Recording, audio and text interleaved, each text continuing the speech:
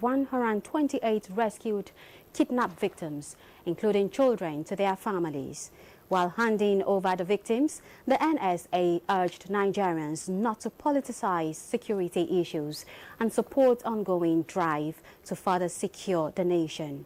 Defense correspondent Ismail Musa has the details.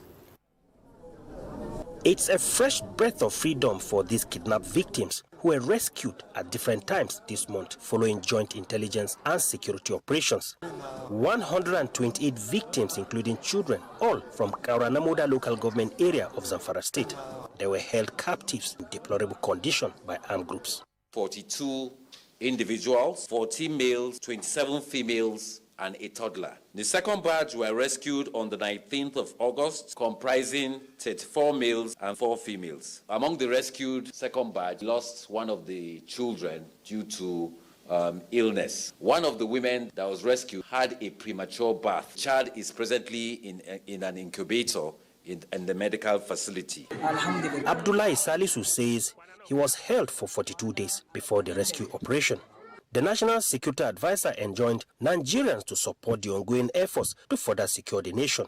These victims were brought to the Office of the National Security Advisor, not only to secure their safety, but also to facilitate their healing process. Let us take politics out of this tragedy. The pain of victims should never be turned into a tool for partisan gain. So far, the National Security Advisor has publicly handed over more than 283 kidnapped victims to their respective state governments. The rescue of these 128 kidnapped victims, coordinated by the Office of the National Security Advisor, is the second this year.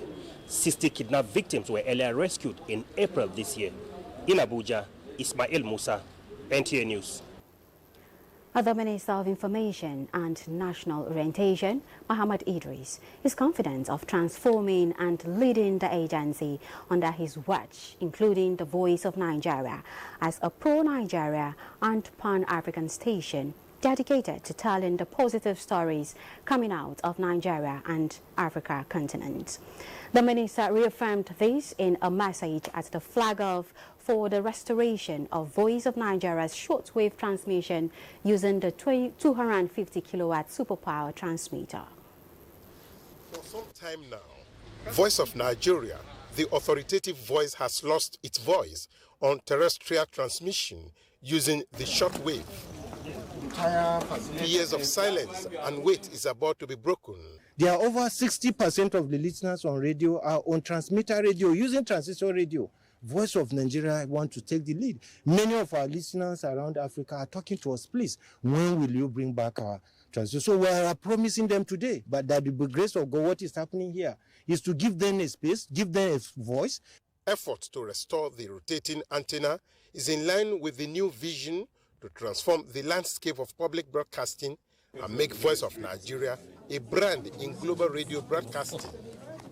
The Voice of Nigeria technical team must demonstrate a high level of diligence and competence in supervising the execution of this project, as well as in ensuring its sustainability through an effective maintenance culture. Positive attention given the public media institution under President Bola Ahmed Tinubu is unquantifiable. Every process was followed and the best was taken among those who should do the job.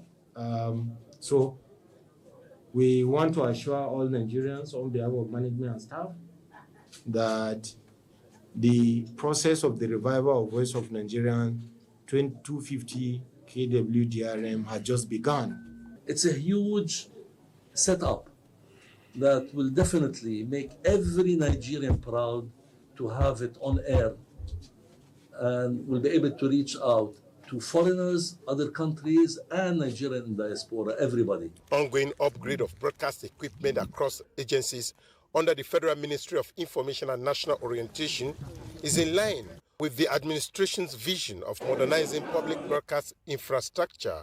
In Abuja, Salihu Abdullahi Gwanara, NTA News. An initiative aimed at strengthening resilience in the face of climate change has been unveiled. the Agro-Weather Dissemination System, a technical assistance project supported by the United Nations Environment Programme and Africa Climate Adaptation Fund to mitigate the effect of flooding, droughts and post-harvest losses, leverages radio internet technology to deliver timely weather information to farmers. Charles Alpha tells us more. Climate change continues to pose a significant threat to global food production. For smallholder farmers, unpredictable rainfall, flooding, drought, and crop loss are among the most dreaded consequences. To mitigate these impacts, farmers must adopt innovative methods for accessing and interpreting weather forecasts to better plan their agricultural activities. In response to this challenge, the Agro-Weather Dissemination System, an initiative designed to provide technical assistance through radio internet climate technology and enhance agricultural resilience and climate adaptation, was developed.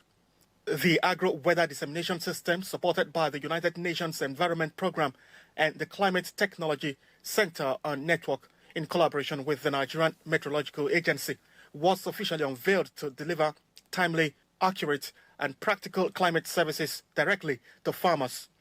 I believe there are so many things that we have achieved. First is to get farmers to actually be using more reliable weather forecasts from Nigerian Meteorological Agency to plan their farming activities. I think for me the key things about this project and what it brings to the table is really around the resilience it builds for small-scale farmers. NIMET, in partnership with Green Habitat, and using the adaptation funds, has demonstrated how science, technology and innovation can increase agricultural resilience. Launched 18 months ago in Kebbi State, the pilot phase of the project successfully reached approximately 100 smallholder farmers with climate information disseminated in local languages. We are happy the Kebbi State government is happy that as part of sustainability, NIMET is going to continue to manage the system.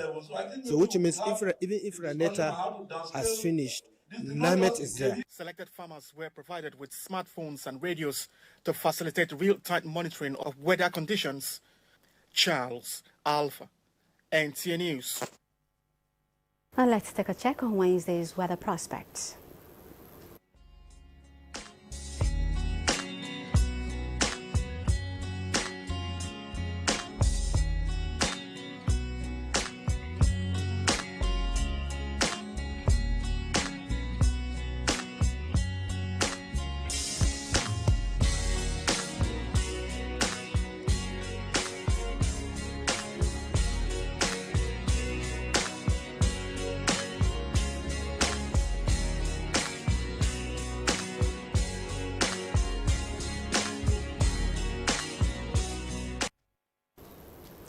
We end the news here.